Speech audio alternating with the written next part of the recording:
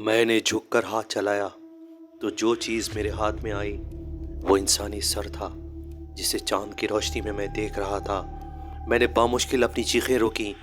Torch کی dim light on کی تو میں انسانی اعضاء جن میں انسانی سروں کی بڑی تعداد تھی ان کے درمیان کھڑا تھا۔ ریسٹ ایریا پہنچ کر میں نے گاڑی روک دی تھی۔ تھکن نے میرے اعصاب شل کر دیے تھے۔ پچھلے کئی گھنٹوں سے میں ڈرائیو کر رہا تھا۔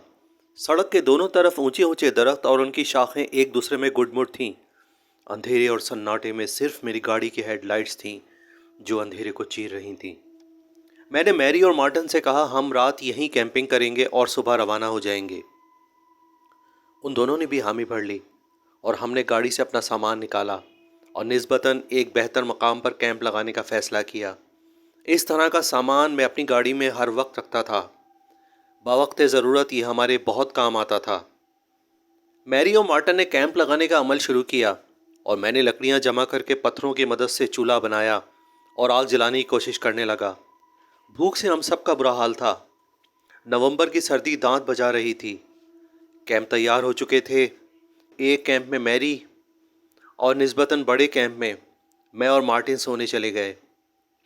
اس سے پہلے ہم نے سوپ گرم کیا اور خشک گوشت کھا کر تر و تازہ ہو گئے۔ کچھ دیر باتیں بھی کی تھی۔ میں، مارٹن اور میری انشورنس کی ایک بہت بڑی ڈیل فائنل کرنے دوسرے شہر جا رہے تھے۔ راستے میں ایک ریسٹورنٹ کھانے کے لیے رکے تو وہاں کچھ شناسا مل گئے جہاں بہت دیر لگ گئی اور نتیجہ یہ ہوا کہ اس وقت یہاں جنگل کے درمیان آرام کرنے کے لیے ہمیں رکنا پڑا۔ ہمارا سفر ابھی بھی بہت لمبا تھا جو اب اگلی صبح ہمیں شروع کرنا تھا۔ یہ جنگل بہت گھنا اور جنگلی درندوں سے بھرا ہوا تھا۔ چند ماہ سے کچھ خبریں بھی مل رہی تھیں کہ اس علاقے میں سفر کرنے والے کچھ لوگ غائب بھی ہو گئے تھے۔ ہم ان چیزوں کو جانتے تھے اور ان خبروں کو سن بھی چکے تھے اور ساتھ ساتھ ہم خوفزدہ بھی تھے، لیکن اس وقت رکنا ہماری مجبوری بن گئی تھی۔ نہ جانے رات کا کون سا پہر تھا جب میری آنکھ کھل گئی۔ یوں لگا جیسے کوئی چیخ رہا ہو۔ مارٹن بھی اٹھ کر بیٹھ گیا۔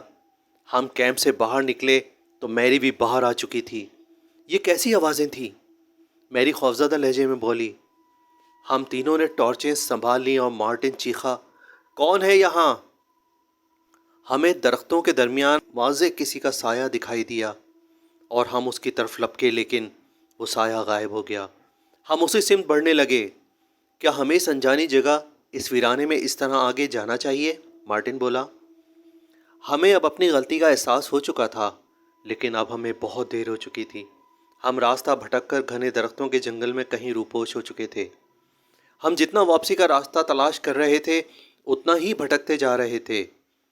چل چل کر جھاڑیوں میں الجھتے گرتے پڑتے ہم تھکن سے چور ہو چکے تھے اور پھر اچانک ہمیں محسوس ہوا کہ ہمارے چاروں طرف جھاڑیاں اور پتے کسی کے قدموں تلے چربرا کر آوازیں پیدا کر رہے ہیں۔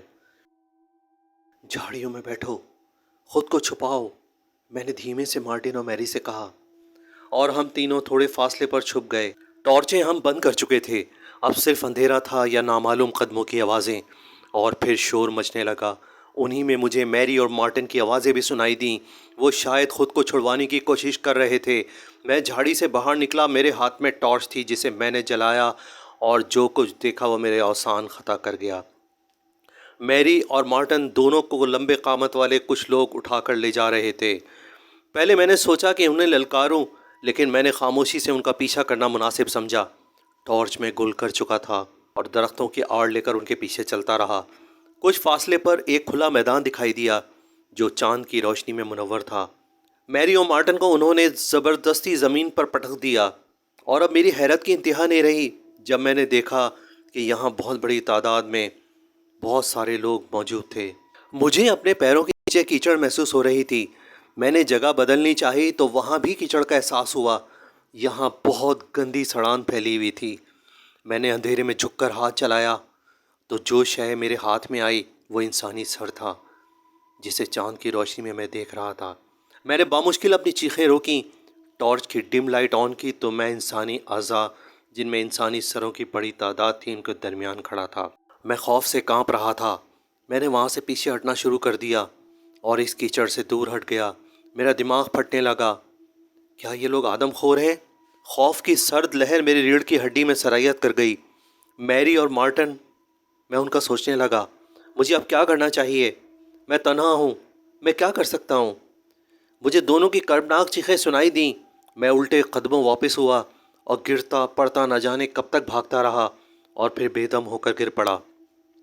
ہوش آیا تو اسپتال کے بیڈ پر تھا۔ میری قسمت اچھی تھی کہ میں سڑک تک پہنچ گیا تھا۔ انویسٹیگیٹر نے مجھ سے سوالات کیے اور میں نے اسے تمام واقعات بتا کر زور دیا کہ وہ مارٹن اور میری کو ڈھونڈیں، شاید وہ زندہ ہوں۔ لیکن انویسٹیگیٹر نے مسکرا کر مجھے دیکھا۔ اس کی آنکھوں میں عجیب سی چمک تھی اور اس کا چہرہ شیطانی چہرہ لگ رہا تھا۔ وہ مجھ پر جھکا اور دھیمی آواز میں بولا، بہت لوگ غائب ہو گئے ہیں، کہاں گئے ہیں دوسرے نہیں جانتے، کوئی نہیں جانتا، لیکن تم دیکھ آئے ہو۔ اب یہ بتاؤ، تم نے جو کچھ دیکھا وہاں پر، کیا وہاں وہ سب کچھ ہوا تھا یا نہیں؟ اور اگر دیکھا ہے تو ایک رات کی خوراک تو تمہیں بننا ہی ہے، اور اگر نہیں دیکھا ہے تو خاموشی سے چلے جاؤ، کبھی نہ واپس آنے کے لیے۔ اور ہاں، زبان ہمیشہ بند رہنی چاہیے۔ بولو، منظور ہے؟ میں خوف سے منجمد تھا۔ میرے سامنے سوٹڈ بوٹڈ اس شیطانی قبیلے کا نمائندہ موجود تھا۔ میں نے کہا، میں نے کچھ نہیں دیکھا اور میری زبان بھی کبھی نہیں کھلے گی۔ اگلے روز میری اور مارٹن کو الوداع کہہ کر میں نے گاڑی اسٹارٹ کی اور وہاں سے روانہ ہو گیا، ہمیشہ چپ رہنے کے لیے اور کبھی بھی واپس نہ آنے کے لیے۔ فیئر آف ڈارک نائٹس میں آپ سچے اور حیرت انگیز اور خوفناک واقعات دیکھ سکیں گے۔ اس طرح کے مزید واقعات دیکھنے کے لیے چینل کو سبسکرائب کر لیجئے اور کمنٹ سیکشن میں اپنی رائے کا اظہار ضرور کیجئے۔ Thanks for watching.